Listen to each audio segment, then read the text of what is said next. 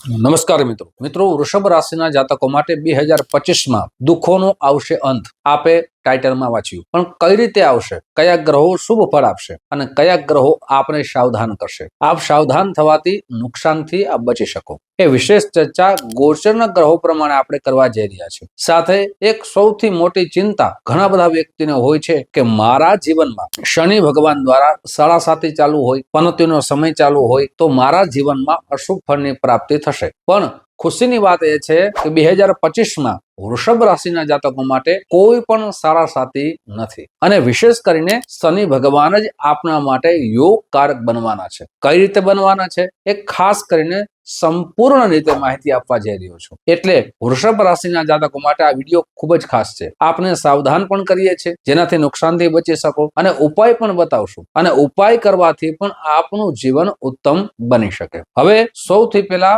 વર્તમાનના ગોચરના ગ્રહો કઈ સ્થિતિમાં છે, પરિવર્તન પણ કરશે. ગોચરના ગ્રહોની સ્થિતિ જોઈએ તો આપના વૃષભ રાશિ છે, ગુરુ ભગવાન પ્રથમ ભાવમાં છે, લગ્નમાં છે. સાથે મંગળ ભગવાન છે આપના ત્રીજા ભાવમાં છે, કેતુ છે આપના પંચમ ભાવમાં છે, સૂર્ય ભગવાન આપના અષ્ટમ ભાવમાં છે, શુક્ર અને શનિ આપના દશમ ભાવમાં છે અને રાહુ છે એ આપના એકાદશ ભાવમાં છે. આ રીતે ગોચર ગ્રહો નિર્માણ થઈ રહ્યા છે. હવે સૌથી પહેલી શનિ ભગવાન ક્યારે યોગકારક બને છે એ વિશેષ ચર્ચા કરીએ અને શું લાભ થવાનો છે. તો બે વ્યક્તિને લાભ થશે, એક નોકરી કરતા વર્ગ માટે, એક બિઝનેસ કરતા વર્ગ માટે. ધન બાબતમાં આપની જે ચિંતા હતી, ધન આપના જીવનમાં આય કરતા વ્યય વધી જતો હતો, તેના માટે ખાસ કરીને લાભ થવાનો છે. કઈ રીતે થવાનો છે? શનિ ભગવાન 30 માર્ચ પછી એટલે કે દશમ ભાવ છોડી અને એકાદશ ભાવમાં આવશે ગોચર ગ્રહો પ્રમાણે. એકાદશ ભાવ છે એ ધન ભાવ છે, એકાદશ ભાવ છે માન સન્માનનો ભાવ છે, એકાદશ ભાવ છે યશનો છે, એકાદશ ભાવ છે એ મોટા ભાઈનો છે અને ખાસ કરીને શનિ ભગવાન યોગકારક બને છે. એકાદશ ભાવમાં આવવાથી આપના જે કામ વિલંબથી થતા હતા, અટકી ગયા હતા, એ કામ જરૂર પૂર્ણ થવાની સંભાવના વધી જાય છે. સાથે આપ પેટ્રોલની કંપનીમાં નોકરી કરો છો, ડીઝલની કંપનીમાં નોકરી કરો છો, વિદેશથી આયાત નિકાસની કોઈ પણ જે કંપનીઓ એમાં નોકરી કરો છો તો તમારા માટે સુવર્ણ સમય આવી રહ્યો છે. સાથે બિઝનેસ કરો છો તો પણ તમારા માટે સુવર્ણ સમય આવી રહ્યો છે. આપ કોઈ મકાન બનાવવાનું કન્સ્ટ્રક્શનનું કામ કરો છો અથવા કંપની અથવા બિઝનેસનું કામ કરો છો તો પણ તમારા માટે સુવર્ણ સમય આવી રહ્યો છે. શનિ ભગવાન આપના માટે યોગકારક બને છે. એકાદશ ભાવમાં આવવાથી ધન બાબતની ચિંતા દૂર થવાના યોગ બને છે. સાથે મોટા ભાઈ તરફથી સહયોગ મળશે. બીજો ભાવ ખાસ કરી યશ કીર્તિનો વધારો થશે, માન સન્માનનો વધારો થશે. એટલે કે શનિ ભગવાન આપના માટે યોગકારક બનવાના છે. હવે વાત કરશું ખાસ કરીને બીજો લાભ શું થવાનો છે એ પણ હું કહેવા જઈ રહ્યો છું. પણ તે પહેલા એક નમ્ર પ્રાર્થના છે. મારા નવા મિત્રો આ વિડીયો જોઈ રહ્યા છો, મિત્રો આ વિડીયો તમને ગમે તો જરૂર ને જરૂર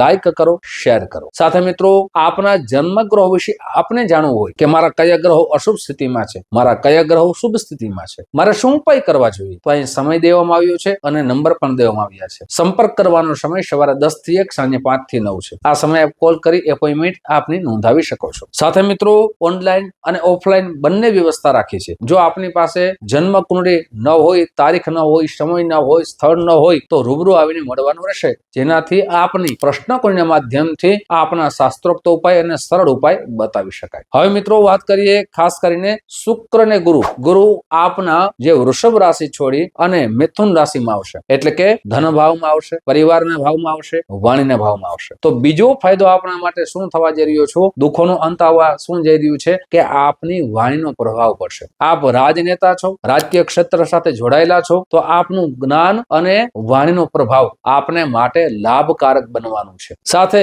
આપના જીવનમાં પરિવાર દ્વારા સહયોગ મળવાનો છે. અને ત્રીજો લાભ એ વિશેષ લાભ છે, એ છે વિવાહના યોગ નિર્માણ થઈ રહ્યા છે. ક્યારથી નિર્માણ થઈ રહ્યા છે તો કે 15 મે પછી આપના માટે જે સંબંધો, વિવાહના સંબંધો જોડવાની રાહ જોઈ રહ્યા હતા, આપને મુશ્કેલી આવતી હતી, તે પણ યોગકારક બની રહ્યા છે. જો આપની જન્મ કુંડળીના ગ્રહો શુભ સ્થિતિમાં હશે અને સપોર્ટ કરશે તો આપના જીવન માટે 2025 સારું જવાના યોગ નિર્માણ થઈ રહ્યા છે. હવે વાત કરીએ કે ગુરુ ભગવાન છે એ 9મા ભાવમાં દ્રષ્ટિ કરી રહ્યા છે. કઈ રીતે? તો કે પરિવર્તન થશે એટલે દ્રષ્ટિ કરશે. હવે અને એક ખાસ કરીને 2025 લાભ મળવાનો છે, પણ હવે આપને સાવધાની કઈ વાતની રાખવાની છે તો કે સૂર્ય ભગવાન અષ્ટમ ભાવમાં છે, એક માસ રહે અને એક માસ પછી પરિવર્તન થાય. જે સૂર્ય ભગવાન છે એ તમારા માટે ખાસ કરીને વિદ્યાર્થી બંધુ માટે જે આપણે નિર્ણય લેવાનો છે એ એપ્રિલ માસ પહેલા આપ નિર્ણય લઈ લેજો કે મારે કઈ સ્કૂલની અંદર કયા કોલેજની અંદર એડમિશન મેળવવું જોઈએ. અને ખાસ કરીને તમારી તબિયત બાબતમાં નાની નાની બીમારી આપને હેરાન ન કરે, માથાની બીમારી આપને હેરાન ન કરે એ પ્રમાણે વ્યાયામ કરવા જોઈએ. સાથે સાથે સૂર્ય ભગવાન છે અષ્ટમ ભાવમાં આવવાથી આપને સાવધાની એ વાતની રાખવાની છે કે વાહન ચલાવતી વખતે પછી ટુ વ્હીલ હોય ફોર વ્હીલ હોય તો તેમાં પણ ખૂબ ધૈર્યપૂર્વક ધીરજપૂર્વક વાહન ચલાવવું જોઈએ. સાથે સૂર્ય ભગવાન અષ્ટમ ભાવમાં હોવાથી કોઈના વિવાદમાં આપણે ન પડવું જોઈએ. ખાસ કરીને ક્યારે તો કે એપ્રિલ માસ પછી કોઈના વિવાદમાં આપણે ન પડવું જોઈએ જેનાથી આપનો વિવાદ વધે, કોર્ટ કચેરીના ધક્કા ખાવા પડે, બદનામી થાય, પૈસાનો વ્યય થાય. એની સાવધાની રાખવી ખૂબ જરૂરી છે. અને રાહુ છે એ આપણા માટે 10મા ભાવમાં આવશે. 10મો ભાવ છે એ કર્મનો છે. 10મા ભાવમાં આવવાથી આપ જ્યાં નોકરી કરી રહ્યા છો એ નોકરીની અંદર પરિવર્તન થવાના યોગ છે, પણ ખાસ કરીને ત્યાં પણ જ્યાં નોકરી કરો છો ત્યાં કોઈ પણ પ્રકારનો વિવાદ કરશો તો આપણી ઉન્નતિ, આપણી પ્રગતિ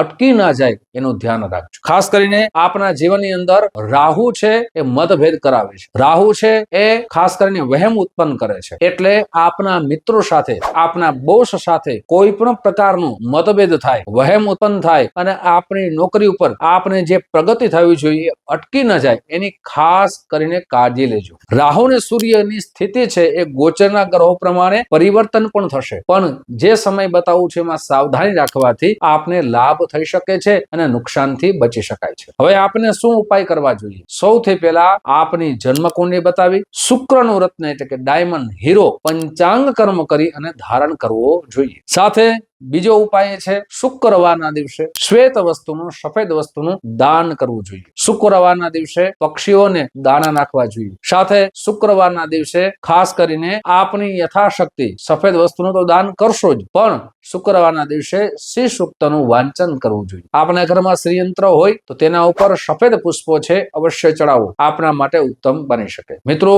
આવી જ જાણકારી, આવી જ માહિતી તમારી સમક્ષ મૂકતો રહીશ. આપ જે પ્રેમ આપો છો, પ્રેમ બદલ આપ સૌનો હૃદયથી ખૂબ ખૂબ આભાર વ્યક્ત કરું છું. ફરીથી મળશું. જય શ્રી કૃષ્ણ. મહાદેવ હર.